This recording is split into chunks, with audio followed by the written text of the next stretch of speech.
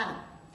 میخوام یه باقلوا درست کنم که خودم اسمش رو گذاشتم باقلوای لونه زنبوری. توش خمیر یوفکا و رشته های کادویوف و پسته استفاده میشه. فوق‌العاده خوشمزه است.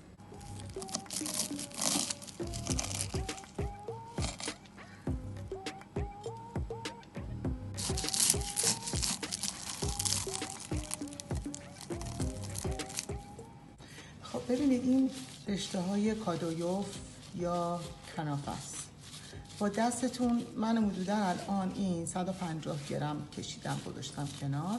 با دستتون شروع کنید به خرد کردنش و از هم باز. اگه به هم چسبیده از هم باز کنید و کاملا ریز خردش کنید. 100 گرم مغز پسته است که سبزه. ببینید پودر شده قشنگ.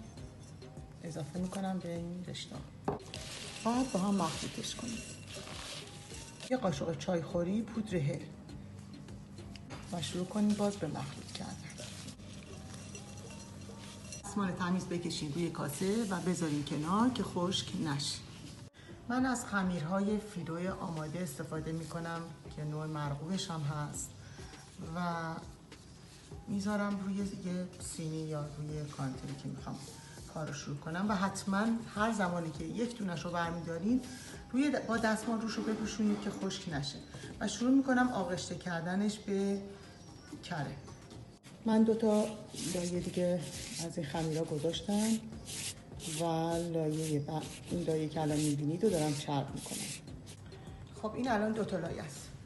2 تا لایه رو دوباره پهن میکنم روی بقیه. شد 5 تا لایه. حالا این رشته ها رو روی خمیر کاملا به صورت یکسان پخش میکنیم. حالا شروع میکنیم به رول کردن خمیر.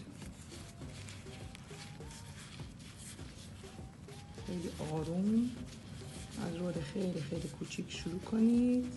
همینطوری کم کم به جلو.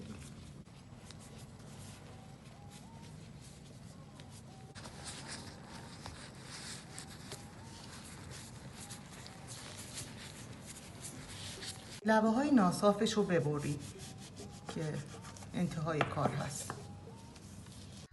خب حالا این رول رو داخل این قالب قرار میدم. خب الان میام اون برش هایی که حالا هر برشی که خودتون دوست دارین داشته باشین برش هایی رو روش ایجاد میکنم تا انتها هم میرم. مثلا 5 سانت بعدیش هم به همین ترتیب.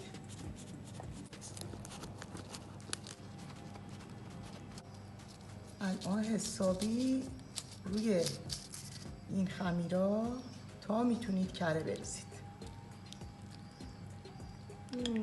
مثلا من الان 150 گرم کره میریزم.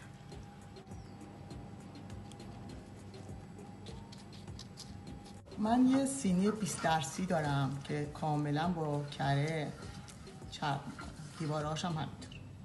حالا اینا رو که برش زدیم اینطوری میچینیم توی یه دونه قالبی که کنار هم باشه که اینا هم وا نره. ببینید اگر که به اندازه کافی چرب نشده این خمیراتون باز میتونید یه مقدار دیگه روش کره. ببینید هر کدوم که خشکه حتما روش کره بمالید، چون هرچی کره بیشتر داشته باشه این ترتر و طلایی تر میشه. فر گذاشتم با دمای 180 درجه سانتیگراد گرم بشه. اینو به مدت نیم ساعت میذارم داخل فر. باید کاملا روش طلایی بشه، بنابراین اگر بیشتر نیاز داشت بیشتر بذارین داخل فر بمونه. 2 پیمانه آب، 4 پیمانه هم شکر میریزم داخل ظرف شیرجوش. روی حرارت اجازه بدین که شکر ذوب بشه. خب زمانی که شربتتون داره میجوشه یک فرچه رو مرطوب بکنید با آب و به دیواره های ظرفتون بکشید. قاشق چای خوری لیمو رو اضافه میکنیم به شربت. یه 2-3 تا دارچین، چوب دارچین رو اضافه کنیم به شربت. چند تا هل هم بشکنید و بریزین تو شربتتون. چند تا دونه میخک رو اضافه میکنیم به شربتمون. 10 دقیقه میذاریم رو حرارت متوسط بجوشه، بعد میذاریم کنار تا شربتمون کمی خنک بشه. بلافاصله از فر که در آوردین شربت ولرمو روی باقلبه ها بریزید.